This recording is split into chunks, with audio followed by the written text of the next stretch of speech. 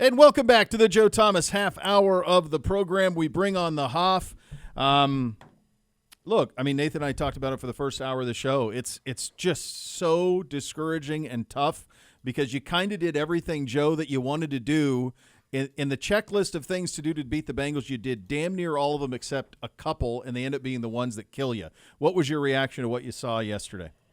Yeah, my feelings are exactly like you guys. If you told me that Joe Flacco was going to throw for 290 yards, they were going to limit Joe Burrow to 113 yards passing, and what was it, 7 yards in the second half for the offense, which I'll let you guys, as the great statisticians of the show, tell me exactly when the last time a team has won with that many yards in the second half, but here's a spoiler alert. It doesn't happen very often because it's almost impossible to win a football game when you do diddly squat in the second half. And for the Browns, like, we played the type of game that we wanted to play, right? We were patient. We were deliberate for the most part. We had some long plodding drives, especially that first one that we got the ball was, almost 20 plays going all the way down the field. Defense played their butts off. Myles Garrett had 2 sacks, which is the number that I said he needs to get to be able to limit this offense, and yet you lose. And so it's frustrating, it's disappointing, it's disheartening, it's all those things because you felt like this was the style that could give us hope and excitement and give us a chance to win all these tough games that we got coming up. But yet it came down to a kicker missing an extra point and a field goal down the stretch. And that's the hard part about playing these games and this type of a way where you're not going to score a lot of points. You're squeezing the football so you don't have a whole lot of possessions, and you're trying to win those close games right at the end. But if you can't get it done with the kicker, you're going to have a really hard time playing this way the entire season because these are the games and this is the style that leads to a 1, 3, 5, 7 point game that you feel like is the type of game that you have to be able to win. Yeah, and it was a game that they should have won. I think, in watching it back and even at the time, it was pretty clear. While the Bengals did play some man, they played a ton of too high shell. They were not trying to let the Browns be explosive, and so the Browns, I think, in many cases took what the defense gave them. But, you mentioned it comes down to the kicker. Kevin Stefanski, 15-6 in one-score games with no missed kicks. 15-6.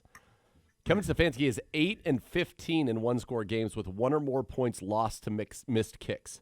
In his one-score losses, missed kicks have cost the Browns 2.2 points per game, most in the NFL, per True Media. So much goes into this. And listen, while the kicking is part of it, there also the drop passes were certainly a part of it. We had the 3rd down and 4th down back-to-back drops.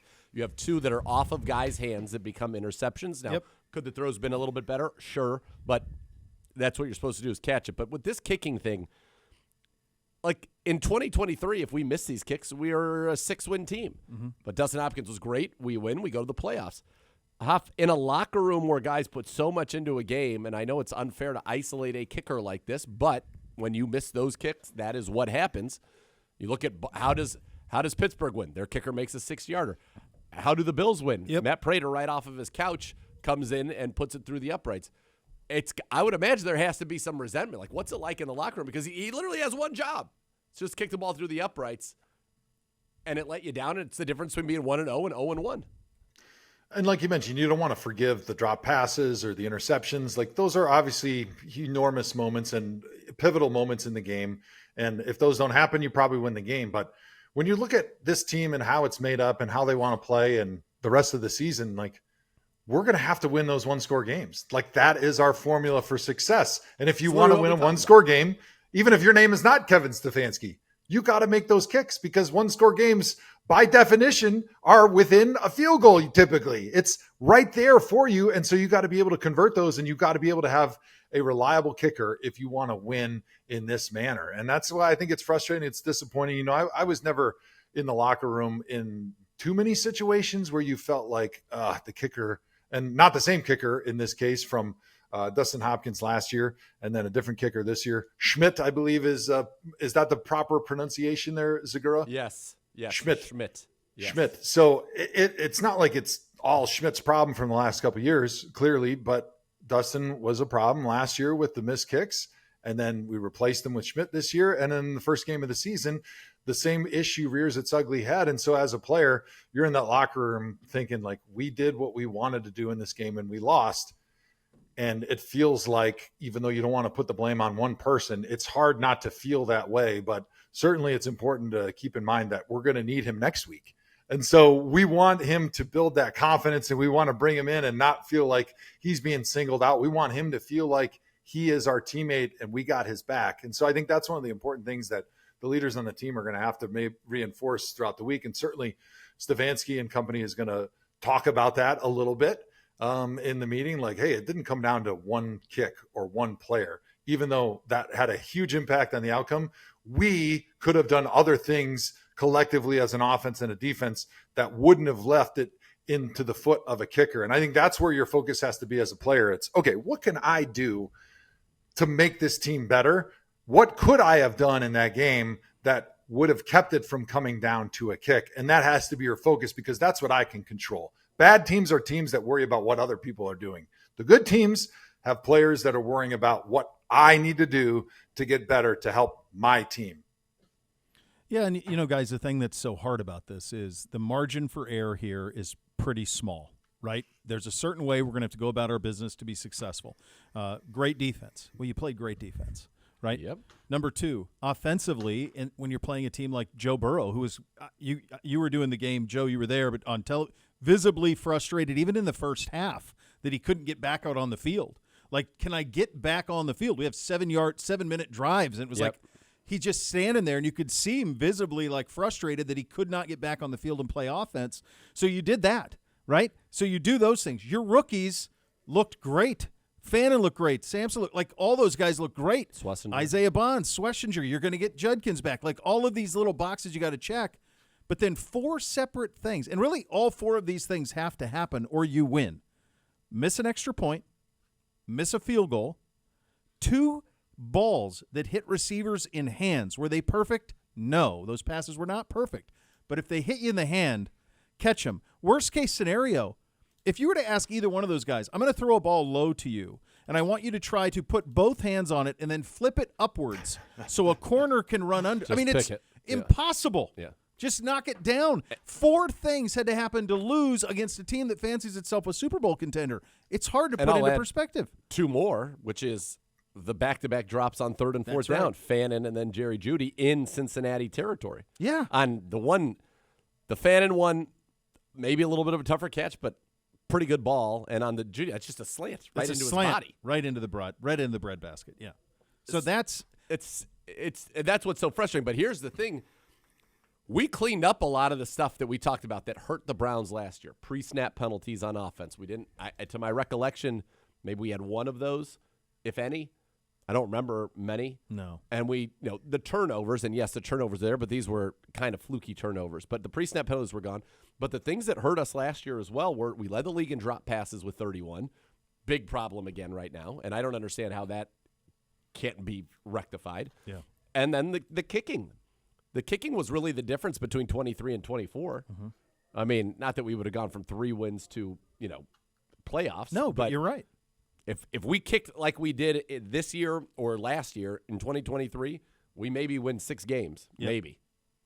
Maybe. So it's frustrating because had you won that game, there'd be so much to be encouraged by right now. Your defense turned in a dominant performance against a top 5 at a minimum offense in the NFL. Dominant performance. Yeah. Your young core of guys that you drafted, Sampson had the most receptions in a first game ever for a rookie running back, tied with Tariq Cohen. Harold Fannin had the most receptions in a first game ever for a tight end, for a rookie tight end, tying Tyler Warren, who did it on the same day. On the same day, yeah. Swessinger was all over the field. Mason Graham didn't show up in the stat sheet per se, but Isaiah McGuire doesn't get his sack without Mason Graham collapsing the pocket and Burrow trying to step out of it and runs into Isaiah McGuire in the game. So you had young players. Our guy Aiden Huntington with the big special teams play. You had young players making significant contributions. The ball didn't go to Isaiah Bond. It definitely could have a couple of times, but I liked what I saw from him. I think we'll get more from him as this season goes on. But, yeah, you saw this young core. You saw the dominant defense. Quinshawn hopefully will help the running game. I was a little bit surprised that our O-line struggled as much as they did. Mm-hmm. But there's still a lot that you would have been very, very excited about. Flacco still looks great throwing the football. But we didn't get the job done. And so it becomes it's hard to, in a world where it's such a binary business, just be like, we're going to throw the idea like we don't care about wins and losses. We're just trying to get this. No, we're trying to win the game. And we lost a game that, quite frankly, we should have won. I do want to ask you, going back to the line, what'd you see from our line? Because we really were not able to create any room in the run game at all. And DeWand, what did you think of him, who gave up a lot of pressures per PFF, had a couple of bad penalties, but against Trey Hendrickson, give up one pressure, who was the best pass rusher on the field for them? Yeah, he was the leading sacker in the NFL last season. It was definitely something that I was concerned about and I was thinking about, right? Because it's a great test for DeWand. His first game going over there to left tackle, having to go against one of the best pass rushers in the NFL right now. And so I thought overall the offensive line did a fairly good job in pass protection. But in the run game, there was too many times that they were working to the wrong guy. There was too many times that I think the angles were not correct. The technique was not exactly where it needed to be. And the tiny little mistakes that you make in the run game with technique, with your eyes, with who you're pointing as far as your players and who you're organizing the blocking schemes that go to, those are the tiny mistakes that take a run that could be 4 or 5 yards and make it a 1 yard or a 0 yard run. And I think that was really the big issue. And it's one of those where I think that over time you work through those things, but for a veteran offensive line, you would have expected that their running game would have been a lot better going into the first game of the season against a Bengals run defense that we don't think is all that great. Like, we're not expecting them to be the 85 Bears or the Steelers when I was there my first few years in the NFL, where you just couldn't run against them. Like, I think this is a team that you can run against. And it's disappointing for me to only have 49 yards rushing in this game against a team that you knew that you wanted to run the ball and you were going to be physical with them. And so I think it'll potentially be a little bit different when Quinshon is in there. I think he gives you a different speed and a different intensity and power at running back. And I think Kevin Stefanski is going to definitely lean into that, but they definitely need to get more production. And I think the attention to details in the run game need to get up for that offensive line. Yeah, our long run of the day was 5 yards. Yeah. Dylan Sampson ran 12 times for 29 yards. He had 27 yards after contact. That means he's getting hit. He's getting hit right at the away. line of scrimmage. Yeah. I don't care who's running. I mean, the best guys in the league get 3 yards after contact. The best. Yeah. So you're going to run for 3 yards a carry? I mean, no. And that's, what was interesting though was like how, it was so, this part's encouraging, and it's hard to, there's no moral victories. It's the National Football League, Hoff, but Joe Flacco's ability at this age to still throw it as accurately as he does consistently is a wild thing. And it became almost an extension of the run game because, as Nathan said, so much of what they were doing was preventing anything deep down the field. So everything was underneath, and we just took it. And in a way, it was pretty dang effective because you kept them off the clock too. So it was kind of like the short pass game was the run game. What did you make of Flacco and just the way that he – if you look at the stat sheet, you didn't watch the game, you see the 2 picks, you go, oh, same. Well, neither one are on him as far as I'm concerned. No. I thought he was great, Joe. What did you make of it? I thought he was really good. And like you mentioned, I think sometimes young quarterbacks make the mistake of feeling like, all right, I'm throwing too many short passes. We need to start taking some chances and pushing the ball down the field when it's not there. Like you mentioned, Z, they're playing a lot of cover 2 because they wanted to keep everything in front of them. But that's also what we wanted to do. We wanted to run the ball, have short passes with a high completion percentage to keep Joe Burrow off the field. And so having that patience, I think, is something that you mostly only get from a veteran quarterback, knowing that, hey, at some point I'm going to have a chance to take a few shots, but I don't need to force that. And I just need to be efficient with these short passes, keep giving the ball to my playmakers, and eventually one of those guys will squirt free. Keep giving the ball to Harold Fannin Jr., keep throwing to Cedric Tillman, keep throwing to David Njoku, and then those shots down the field to Jerry Jeudy and potentially Isaiah Bond are going to be there. So I thought he was really good. He operated the offense really, really well. He was efficient. He was accurate. He was patient with those opportunities. And I thought he was probably better than we would have expected. We didn't expect him to be Lamar Jackson back there escaping the pressure, which that's going to be an issue all season long. If the pocket breaks down a little bit, he's not a fleet of foot to be able to really move in the pocket all that much and escape. But he still does a pretty good job for a guy that's 40 years old. And I think that decision-making is the difference that you get when you got a Joe Flacco back there. And I thought he played really well. He played winning football. To me, it's binary, like you said. You won or you didn't. Yeah. And for me, positionally, did that guy give you a chance to win or not? And Joe Flacco gave you a chance to win.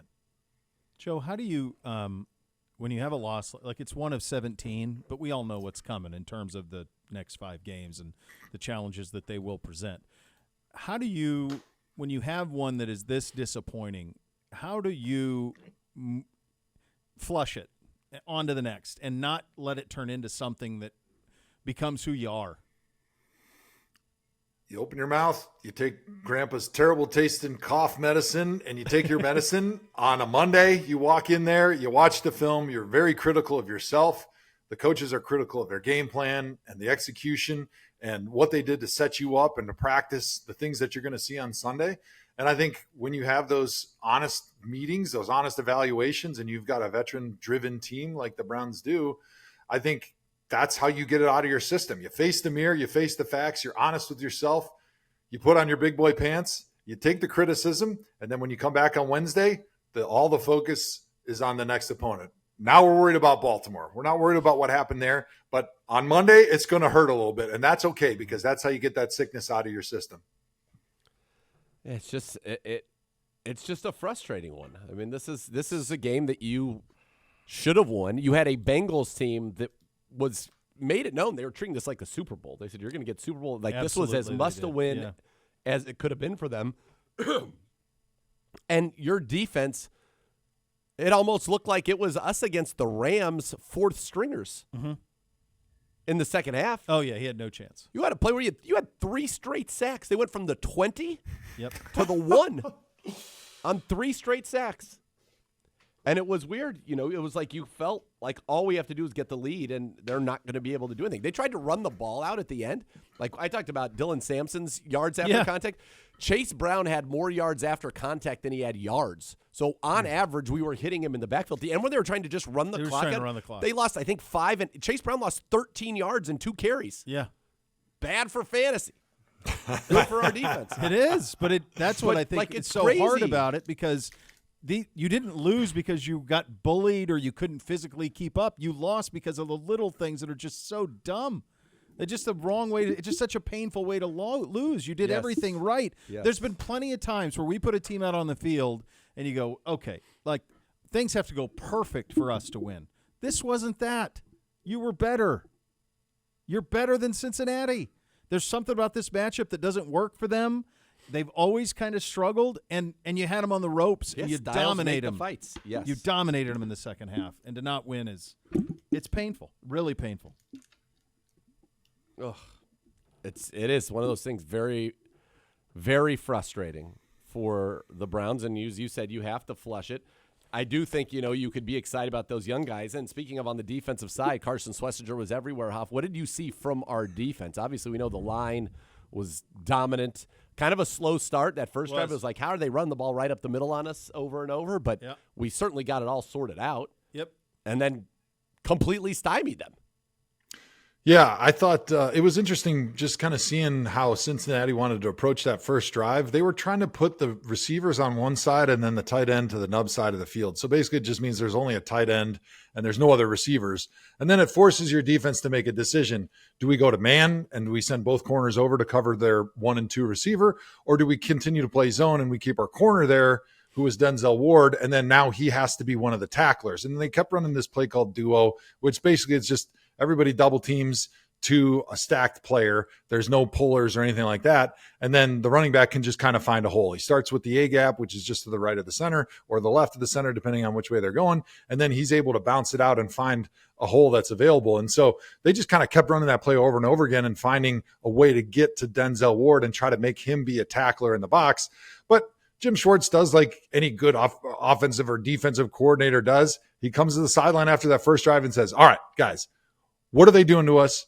How do we need to fix it? And then they came up, they started changing a little bit of their coverage. They started changing a little bit of the front and what they wanted to do to get Denzel Ward out of that situation where he has to make the tackle on a big running back, which I don't care who you are as a corner. When you're a covered corner, you're not going to be able to make the tackle in the box for a no-yard gain when you have to face against a 220, 230-pound running back in the NFL. So I thought that was a great adjustment by them, which in the first game of the season, you're going to see a lot of stuff that maybe you weren't expecting because they have no film on this version of the Cincinnati Bengals, just like the Bengals had no film on this version of the Cleveland Browns.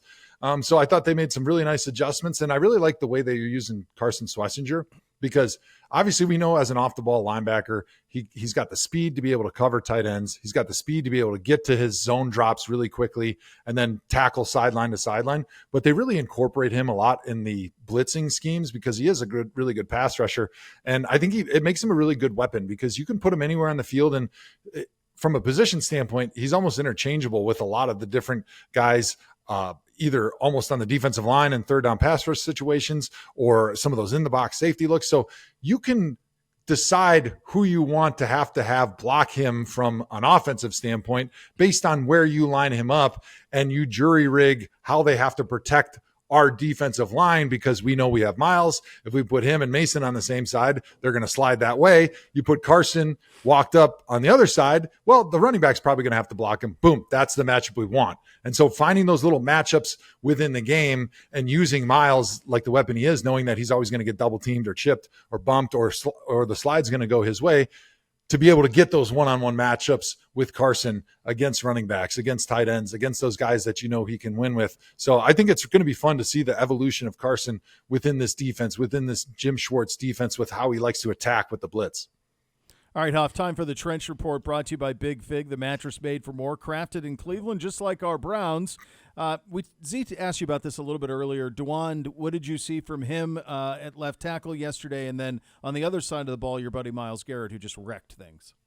Yeah, I mean, nobody blocked Miles, and the theme continues that I haven't seen a human that walks the face of the earth that can block that guy because the whole game they were trying to double team him with a tight end or somebody off the ball, which usually slows him down enough to give the quarterback time to throw it. But in any situation where they wanted to get that extra receiver out and have 5 guys to throw to, he just beat the tackle immediately and ran around and flushed Burrow out of the pocket or sacked him or forced a quick incompletion. So he was completely dominant. I thought, like I mentioned, I thought DeWand overall did a pretty good job. I think there's obviously some growth. He was a little bit soft on the edge because he was trying to take away the bull rush and the inside move and trying to funnel Trey Hendrickson up the field. And I thought for the most part, that was a really effective strategy because I don't know if Trey had any sacks in that game. I'm trying to think back. He got one on a play where he ended up being on Posick. Mm-hmm. Okay, that's right. I think he was, he ran like a stunt, something like that, and he got a sack. But for the most part, I was happy with where DeWand is, and then now knowing some of the things that he needs to continue to work on, considering that he was going against one of the best pass rushers in the NFL. I thought the technique had improved from where we were kind of at the beginning of training camp. The footwork, the hand placement, he was using his hands a lot better, keeping Trey a little bit further away from his body. So I thought overall it was good progress. I mentioned that in the run game, they obviously need to get better collectively because rushing for under 50 yards is not the way this team is built to win. No. But it was a good first step for him as he transitions from right tackle to left tackle. All right, gentlemen, as we take a look at the NFL at large in Week 1, one of the things that we do in Week 1 is we overreact wildly positively and then we overreact wildly negatively. Was there a result over the weekend, Hoff, that you just kind of blew your mind, just kind of like, wow, how did that happen? And negatively, and then do you have one positively that you think, wow, they're better than I thought? Well, I think the Colts winning 33-8 over the Dolphins is probably the answer for both of those questions because I kind of thought the Dolphins were going to get back to being a high potent offense and maybe some of the excitement that Mike McDaniel brought when he first went down there. But that was just a stinker. I mean, they didn't have a single point until the fourth quarter. It was pathetic. It was not a pretty game to watch. And to get just tore up by Danny Dimes, 22 of 29 for 272 yards and putting up 33 points on the Dolphins defense for a team that really, I don't think anybody thought the Colts are really even serious about this season, just kind of figuring, we'll put Danny Dimes in there. He'll be a good placeholder for us till we get a different quarterback. But shoot, he lit him up, and I think he surprised a lot of people. And it'd be interesting to see if there's any follow-through, right? Because like you mentioned, there's a lot of overreaction the first week of the season, good and bad, right? The people in Miami are panicking. The people in Indianapolis are crowning them Super Bowl champs. So what's that follow through going to look like now that everybody's got some film on these guys? They kind of know maybe some of the things that are weaknesses that we can attack. And then week 2, a lot of times can be quite a bit different, especially with now maybe we know that the Dolphins stink. I was blown away by that one. I mean, They scored on every possession. Yeah, which is Indy did. Never has happened. Yeah, right. Every possession they scored. Dan Dimes, That's Indianapolis Colts. Yeah. That's the list of teams. Not that the have ever Manning done that. Colts, not the Montana Niners, the Dan Dimes Colts. I'll give another team that I thought was very disappointing. I know the Broncos ultimately got it done, but I thought that should have been a lot easier than it was. I was skeptical in Nick's That didn't look great. in year 2. The other one, though, C.J. Stroud and the Houston Texans, maybe he's just not good Yeah, I don't know. I mean, they couldn't get Nico Collins involved at all. Yeah, there was – look, They scored 9 points. They did. Now, the Rams' defense is a real one, but still, yeah. No, there were a lot of those. And then in our division, we have Pittsburgh, Hoff, because of course Rodgers throws 4 touchdowns. Of course all of those things happen. Oswald makes a 60-yard field goal to win it. Of course he does. Why wouldn't he? Would have been good from 70, by the way. Yeah, it would have been good from 70, by the way. So, of course, they were going to get one. So, you were calling our game while this happened, but there is a 2-minute – it's within a couple of minutes where the Tillman – off of Tillman's hands caught interception, and they were on the 2 channels. So the other part of it was for in the Pittsburgh game, that's when they get the ball bounces off of a Steeler player, off of a jet. DK Metcalf is laying on the ground, and the ball falls on his chest, and he just grabs it. Yeah, it was a pass to Metcalf, hit off of him. Gardner knocks it up in the air, hits Jonnu Smith, and then it falls onto Metcalf, who's lying on the ground, and he just catches it. Yeah, so that happens within 2 minutes. Yeah. Then they bang a 60-yarder to win the thing. So you got that to deal with. And then the other thing that happened was what happened in Buffalo last night. I've never seen Baltimore lose like that. In fact, nobody in the NFL has ever lost like that. I don't know if you saw this stat. When you rush for over 275 yards and you lead going into the fourth quarter, or no, you score for more than 40 points, score 40 or more points and rush for 270, 277-0 until last night. All time NFL history. I know. 277-0. And it took Henry fumbles. Yeah. You get a ball that is thrown short of the end zone that deflects back and into the arms of Keon Coleman. Right. You had so many things that went, and then Matt Prater makes kick on a one that Kyle Hamilton should have blocked. Couldn't believe he missed it. He kind of did that little hop, not over the line, but through a gap in the line. Yeah, it's wild. Yeah, I thought that was a great game last night. I fell asleep, obviously, before, me too. But then I woke up and watched the end of it. Once I saw what happened, I wanted to actually watch it in real time. It's 40-25. I'm good. I'll see you tomorrow. I've had my with full 4 minutes. I'm good. 4 minutes. Yeah. Yeah, you're pushing in the chips at that point. So I do think when they went up, it was 41-25. They were up 16, kicking the extra point. Yeah. I thought they should have gone for 2 right there. Because if you're up 15, it's still they'd have to get a touchdown and a 2. But if you hit the 2, it's now a 3-possession game. Yeah, you get to 17. You're up 17. Yeah. So it changes the way the other team approaches go about their business. Yeah, completely. Yeah. So that one was interesting. Now I've seen all the debate today about, and Collinsworth, I said it on the broadcast when I was listening, that at 4th and 3, long 2, short 3 maybe, from their own 38, up 41-40, they wanted them to go for it. They wanted the Ravens to go for it right there. That going for it has a higher chance of victory. Now, to me, it's like if you don't get it, then you're probably going to lose. Yeah. But if maybe try to put them away right there. It's Baltimore had so much into the game, clearly, and they were so dominant. Like Derrick Henry, just crazy. Lamar's crazy. And Lamar, the two of them, it's just Zay Flowers. Such a handful to deal with. Yes. And to lose in the fashion like that it's really difficult to wrap your head around. And the bad news for us is they will attempt to take all of this out on us on Sunday when we go over there. And we'll have all week to talk about that, obviously. But A wild week one in so many ways. You think about how pedestrian. Go back to Friday. How pedestrian the Chiefs looked in their game against the Chargers. They were just completely outmatched in that game. Completely. Really no weapons since Tyreek Hill left. They have no weapons down the field at all. Mahomes trying to force things into spots there aren't.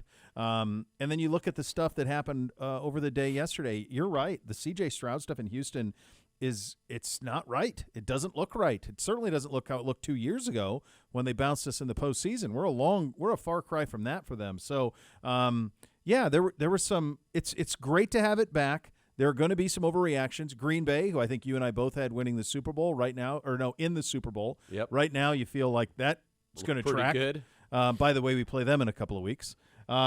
Detroit maybe missed those coordinators a little more than we gave them credit for it, because it's not just the coordinators. They're missing 8 coaches, Detroit is, from all of that. So all of those things are very, very difficult on that side of things. All right, Monday Night Football tonight as well. You've got the Bears and you've got the Vikings. So a lot to look forward to on that. We are back tomorrow. Thanks for listening, buddy. Cleveland Browns Daily, 850 ESPN Cleveland.